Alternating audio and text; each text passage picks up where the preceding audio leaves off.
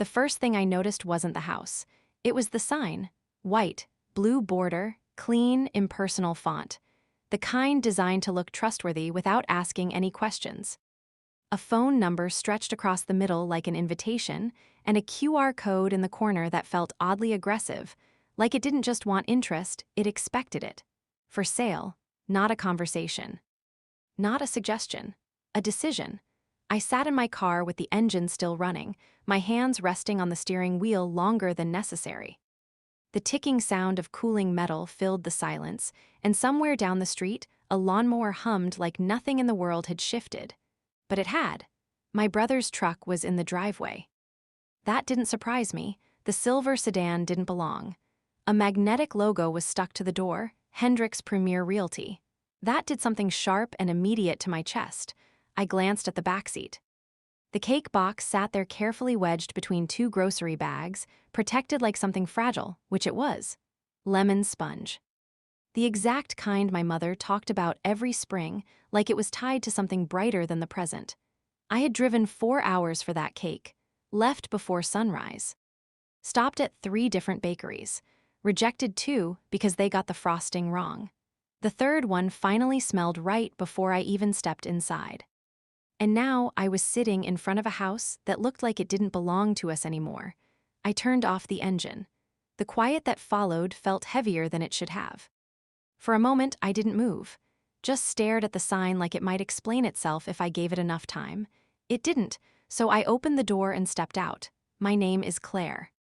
I'm 31 years old, and I work as a licensed financial planner, specializing in estate structuring and asset protection, specifically for families dealing with long-term illness. Which is a clean, professional way of saying this. I know exactly how people lose things they thought were safe. I know the language used to justify it, the timing, the paperwork that shows up too late, and I know what it looks like when it starts. That sign, that was the beginning of something or the end of it. I walked up the driveway slowly, taking in details I had seen 1,000 times before but now felt different. The crack near the second slab of concrete, the flower bed my mother replanted every May, the porch railing my father leaned on during better days. Through the front window, I saw movement. A woman in a blazer stood near the fireplace, writing on a clipboard. My mother stood in the kitchen doorway. Her arms were crossed. That was all I needed to know. Not anger, not confusion, containment. I didn't knock, I never knock. It's my parents' house. Or at least, it was supposed to be. The front door opened with the same soft creak I remembered from childhood.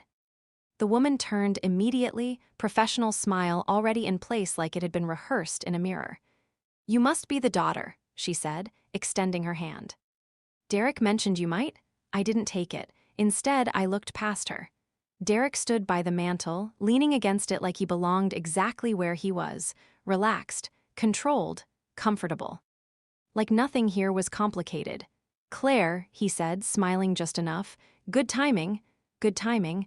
I let that sit there between us. "For what?" I asked. He pushed off the mantel and gestured around the room like he was presenting something already decided. "We're doing a preliminary walkthrough," he said, "just exploring options." Options. I felt something cold settle into place inside me. "What options?" I asked. He sighed lightly, like I was the one making this difficult. "Come on," he said. "You know this house is a lot for them." "Maintenance alone?" "Derek." I didn't raise my voice. I didn't need to. "What? Options?" There was a pause, not long, just enough for him to adjust his tone. "The smart move," he said carefully, "is to sell while the market is strong. Use the equity to get them somewhere more manageable." Sasha found a great community, single-floor medical support, everything designed for their situation. Their situation? I looked at my mother. She hadn't moved. Her arms were still crossed. Her face calm in the way that meant she hadn't decided yet whether this was something she was allowed to stop. "Where's Dad?" I asked. "On the porch," she said. Her voice was steady. Too steady. I didn't look at Derek again. I walked through the kitchen, past the counter where my mother had stood every evening at 5:30 for as long as I could remember, and out the back door. My father sat in his wheelchair at the edge of the porch, right where the railing dipped lowest. right where the view of the backyard opened up just enough to feel like space instead of limitation. The garden was already planted. Of course it was. Tomato stakes lined the south fence in perfect rows. He had done that every year since I was born, even when it got harder. Even when walking became something negotiated instead of assumed. He turned when he heard me. His expression, it wasn't anger. It wasn't even fear. It was something quieter. Something held tightly in place. "They want to sell the house," he said, not a question, not even disbelief, just a statement. "I know," I said. He nodded once. "Your mother doesn't want to go." "I know. I don't want to go either." The words were simple, but they landed heavy. He looked back out at the garden. "They say it would be better for us," he added. "That we're being stubborn." I let out a slow breath. "Dad," I said gently, "I need you to go back inside." He looked at me. There was a pause. Not resistance, recognition. "What are you going to do?" he asked. I met his eyes. "What I do?" He nodded once. That was enough. When I stepped back into the kitchen, everything felt sharper. Clearer, like the room had finally decided what it was. The realtor was measuring the wall near the fireplace. Derek was on his phone, speaking quietly, like this was already moving forward. I set my bag down on the table, unzipped the outer pocket, took out the folder, and waited. He finished his call and walked in, glancing at the folder before looking at me. There it was. That expression, the one he had used since we were kids, the one that said he was recalibrating, but didn't want anyone to see it happening. "Look," he said, tone softening into something almost reasonable. "I know this is emotional for you, but you have to think practically." "Derek." I opened the folder. "Let me show you something." I laid the first document on the kitchen table slowly, not for effect, for clarity. Paper has weight when it matters, not physical weight, something else. The kind that settles into a room and rearranges it without asking permission. Derek didn't pick it up, he just looked at it. "What is that?" he asked. His voice had changed, still controlled. Still careful, but thinner now. "That," I said evenly, "is the recorded life estate deed for this property." Silence, the kind that lands fast and spreads. "It was filed with the county 14 months ago," I continued. "Mom and Dad are the life tenants. That means they have full legal right to live here for the rest of their lives. No one can remove them, no one can force a sale, no one can override their decision." Derek's jaw tightened slightly. "A life estate can be dissolved," he said, quick, reflexive. "If everyone agrees." I met his eyes. "You're not part of everyone." That landed. Harder, he straightened a little like posture could fix what was slipping. "I'm their son," he said. "And I'm the person who made sure they can't be displaced," I replied. I placed the second document on the table. "This is a written legal opinion from the estate attorney who structured it. It confirms the deed is valid and enforceable. It also confirms that any attempt to pressure them into selling qualifies as undue influence." The words sat there. Cold, precise, necessary. I became aware of movement behind Derek. Sasha had stepped into the kitchen doorway. Quiet, observing, always observing. "This feels extreme," she said after a moment. Her tone was calm, almost thoughtful, like she was evaluating a design choice she didn't personally prefer. I turned to her. "What part feels extreme?" She blinked just slightly. "Going to these lengths," she said. "It's a family conversation. We're just trying to figure out what's best for them." I held her gaze. "My parents told you they don't want to sell." She didn't answer. "They told you," I continued, softer now but sharper underneath, "and you continued anyway." A pause. "That's not a conversation," I said. "That's pressure." Derek exhaled, impatient now. "You're twisting this," he said. "We're trying to help them. This house isn't sustainable." "Dad's condition is exactly why this house matters," I cut in. He stopped. Not because I was louder, because I was. "You're looking at square footage and resale value," I said. "I'm looking at accessibility, familiarity, stability. This house already works for them. It's already been adapted." He frowned. "What are you talking about?" I held his eyes. "The bathroom renovation, the widened doorways, the roll-in shower." A flicker of confusion crossed his face. "That wasn't insurance," I said. Silence again, different this time. He looked at the table, then back at me. "What did you do?" he asked. I didn't answer immediately, because this part wasn't about impact, it was about truth. I paid off the mortgage, I said. The room shifted, actually shifted, like something invisible had been pulled out from under it. What? He said. 18 months ago, I continued. $160,000. Paid in full. My mother made a small sound behind me, not a word, just something breaking quietly. Derek stared at me, processing, rejecting, recalculating. You're lying, he said flatly. I slid the third document forward. Mortgage satisfaction, recorded, final, his eyes moved over it. Once, twice, slower the second time. You did this, he said finally, voice low, without telling anyone? Yes. Why? The question came out sharper than he intended. Not curiosity, accusation. Because I wanted it done, I said. That's not an answer. It is, I replied calmly. You just don't like it. Sasha stepped further into the room now. This changes things, she said. I looked at her. No, I said. It prevents things. She crossed her arms lightly, mirroring my mother without realizing it. Well, she said carefully, it still doesn't mean holding onto the house is the right decision long-term. There are better environments for aging. For who? I asked. She paused. For them, she said. My father planted that garden the year I was born, I said quietly. My mother knows every cabinet in this kitchen without looking. This house isn't a burden to them. It's the thing that makes everything else manageable. I let that settle. You're offering them a facility, I continued. I'm protecting their home. From the front of the house, the sound of the door opening cut through the tension. The realtor stepped into the edge of the kitchen. She looked different now. Less certain. I just want to clarify something, she said carefully. I was told the family had agreed to list the property. I turned to face her fully. Who told you that? She hesitated. Then glanced at Derek. That was enough. My parents did not authorize a listing, I said. She started. I didn't raise my voice, but I didn't soften it either. A listing requires seller authorization, I said. They are the only parties legally allowed to provide that. Did you obtain a signed agreement from them? Silence. I was under the impression, that's not what I asked.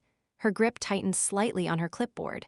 No, she admitted. The room went very still. Then we have a problem, I said. I stepped closer, not aggressively, just enough to be clear. There is currently a preliminary listing attached to this property. It describes the seller as motivated. I let that hang. My parents are not motivated, I said. They are being pressured, she swallowed. I'll remove it, she said quickly. Immediately. And the yard sign, I added. Yes, and any materials associated with this listing. Of course. She turned toward the front door almost too fast, a professional exit, clean, efficient, but not unaffected. The door closed behind her, and then it was just us, family, or what was left of it in that moment. Derek laughed once, short, sharp. You've been planning this, he said. I've been protecting them. You structured it so you get the house when they die, he shot back. That's not protection, that's strategy. There it was, finally. I looked at him for a long moment. Not angry, just measuring. I will be at least 60 when that happens, I said quietly. That's not a strategy, that's time. He shook his head. You always do this, he said. You make everything about control, you decide what's best and then you just implement it. I considered that, not defensively, honestly. Yes, I said, that stopped him. I do decide what's best, I continued, when no one else is protecting them. The words didn't echo, they didn't need to, they stayed right where they were, between us. Clear, unavoidable. I'm going to need you to leave, I said. His eyes snapped back to mine. Excuse me? You can come back Saturday, I said calmly. For Mom's birthday, that invitation is hers. A beat. But this, I gestured lightly around the room, this is finished. He didn't move, not at first. He stood there, anger shifting through different shapes, trying to find one that worked. One that landed, that one, but there wasn't one, because this wasn't a conversation anymore. It was a boundary, and boundaries don't argue, they hold. The sound of the front door closing echoed longer than it should have, or maybe it just felt that way because nothing followed it. No voices, no footsteps, no movement at all, just silence. The kind that doesn't mean peace, the kind that means something just ended. My mother didn't speak right away. She sat down slowly at the kitchen table, like her body needed a moment to catch up with everything that had just happened. Her hands rested flat against the surface, fingers slightly spread, as if she needed to feel something solid beneath them. I didn't interrupt. I had learned a long time ago that silence in this house wasn't empty. It was processing, landing, becoming something. After a while, she said quietly, "I didn't know about the mortgage." Her voice wasn't accusing, it wasn't even surprised, it was careful. "I know," I said. "You paid it off?" "Yes." Another pause. She nodded once very slowly, eyes still fixed on the table. The late afternoon light came through the kitchen window at an angle that made everything look softer than it was. Dust caught in the air, the edge of the counter. The faint outline of the coffee mug she hadn't moved yet. "Why didn't you tell us?" she asked. That question had been waiting, not loudly, but steadily. I pulled out the chair across from her and sat down. "Because I didn't want it to feel like something you had to react to," I said. "I wanted it to just be done. So you could have it without having to think about what it meant first." She let that sit, then she nodded again, not agreement, understanding. "There's a difference." After a moment, she stood up. No announcement, no conclusion, she just moved to the counter and reached for the coffee tin. Routine, that was her way. When something was too big to hold all at once, she held the small things instead. The familiar ones, the ones that didn't move. I watched her measure the coffee grounds carefully, the way she always had, exact, consistent, almost meditative. The kettle clicked on. Water began to heat. Life continuing. "I didn't tell Derek," I added quietly. "I know," she said without turning. There was no judgment in it, just fact. The coffee brewed. She poured 2 cups, set one in front of me without asking. Then finally looked up. Her eyes were clear, steady. "You handled that," she said. It wasn't praise, it wasn't even relief, it was recognition. "I did," I said. She studied me for a moment longer.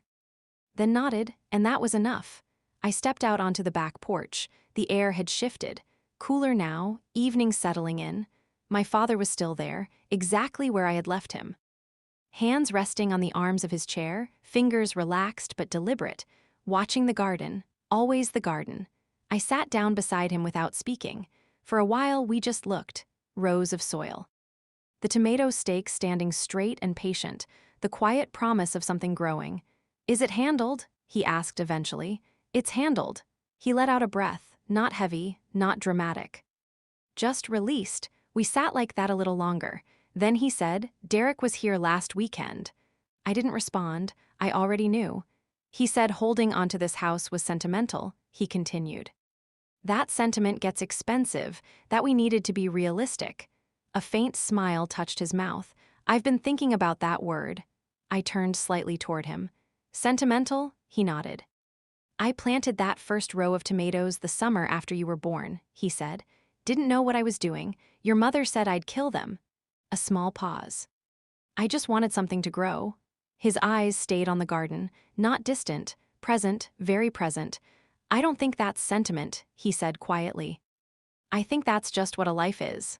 The words settled into the space between us. Simple, but complete. I didn't try to add to them. Some things don't need explaining, they just need to be heard. The screen door creaked behind us. My mother stepped out, wiping her hands on a dish towel. "Dinner in 10, she said. Same tone, same rhythm, like always. We went inside together, the 3 of us.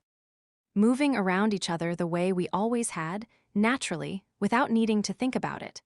I helped my father at the table without making it obvious, adjusted his plate slightly. Past things within easier reach, the quiet choreography of care. My mother laughed at something I said halfway through dinner. And the sound of it, that sound, it filled the kitchen in a way nothing else could. Warm, familiar, whole. And in that moment, I understood something with a clarity I hadn't had before. It wasn't just about protecting them. It wasn't just about legal structures or financial decisions or anticipating risk. It was about this. The table, the laughter. The garden outside catching the last of the light. This was the thing. This was what all of it was for.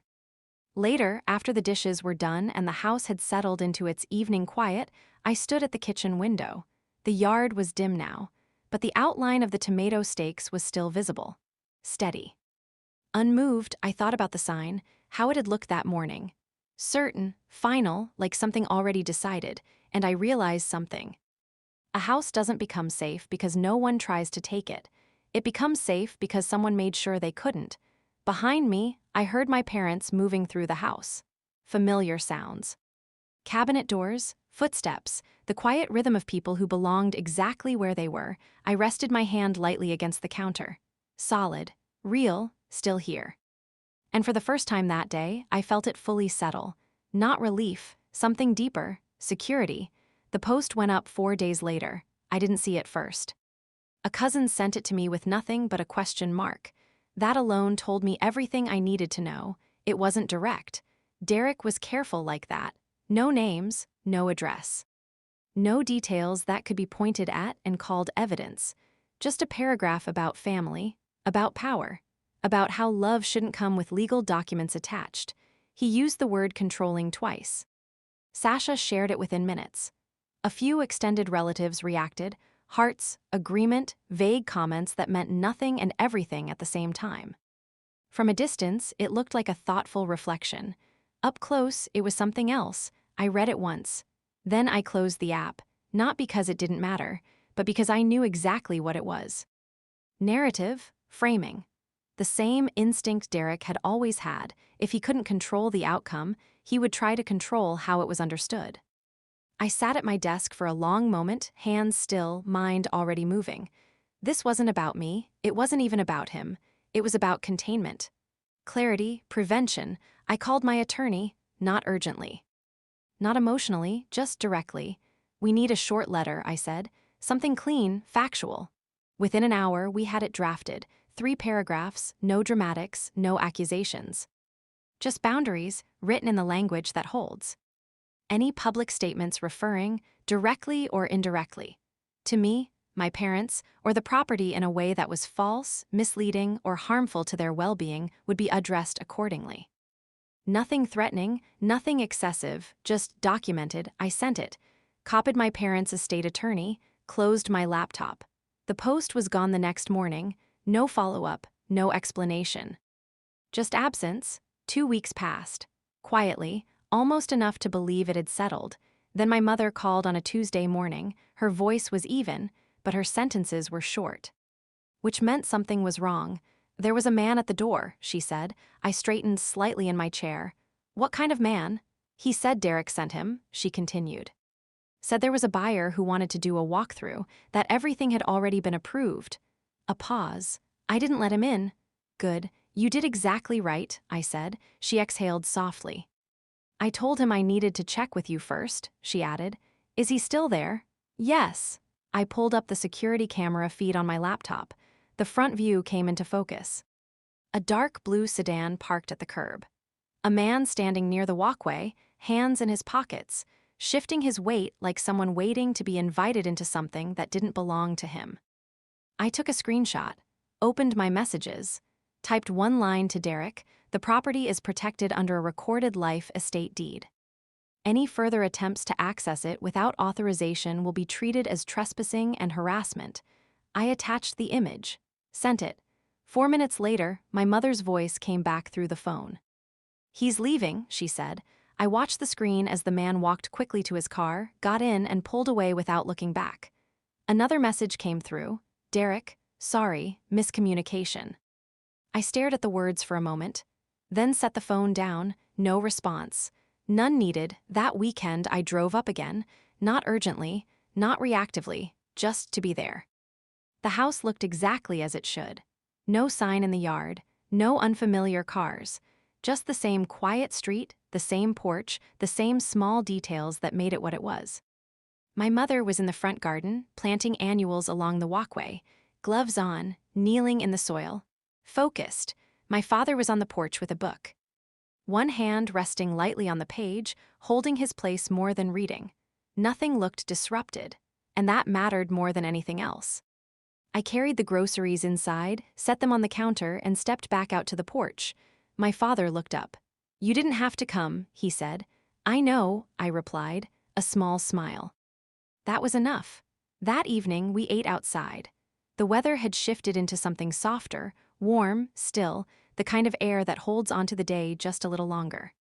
The garden had started to change, small green shapes where there had only been stems before. One of the tomato plants had bloomed, bright yellow, delicate, certain. We ate slowly, no urgency. No heaviness, just conversation that moved the way it always had, easily, without needing to fill every space.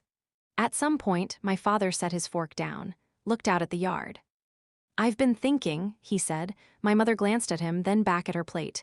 "About what?" I asked. "About what I said the other night," he replied. "The things you keep doing." A pause. I don't think I ever said it properly. The air shifted slightly, not tense, just attentive. "I spent a lot of years trying to take up less space," he continued. "Trying to need less. Not be difficult." He flexed his fingers slightly against the table. "I thought that was the best way to handle things." My mother reached over, resting her hand gently over his. He didn't look at her, but he leaned into it. "Then you did this," he said, looking at me now. "Made sure this place stayed, didn't ask, didn't make it a conversation. Just handled it," he exhaled slowly. "I kept trying to figure out what to call that." I shook my head slightly. "You don't have to name it." He smiled faintly. "I do," he said, a pause not long. "But full. It's just love," he said quietly. "Just love with the paperwork to match." The words settled into the evening air. Simple, complete, unarguable. My mother squeezed his hand once before letting go. No comment, none needed. We sat there a while longer after dinner. The light faded slowly. The garden shifted into shadow. But the shape of it remained. Solid, unchanged, still ours. 6 weeks later, Derek sent an email. Subject line, moving forward, 3 sentences. Acknowledging he had handled things poorly. Saying he hoped we could reconnect as a family. No specifics, no real apology, just an opening. I read it once, then created a folder. Moved it there, closed it. I didn't feel anger. I didn't feel relief, just clarity. Some doors don't need to be closed, they just don't need to be opened yet. That evening, I sat on the back porch again. The tomatoes were growing steadily now. Green, strong, certain. My parents moved inside the house behind me, familiar sounds, familiar rhythms. Everything where it should be. I used to think protecting people meant absorbing everything before it reached them, handling it quietly, keeping things smooth, invisible. I understand something different now. Protection isn't just about removing harm, it's about preserving what matters. The place, the rhythm, the life already built. The paperwork wasn't the cold part. It never was, it was the frame. And everything inside it, the laughter, the garden, the kitchen light at dusk, that was the point. I leaned back in the chair, listening to the quiet settle around me. The house wasn't just still standing, it was still theirs. End.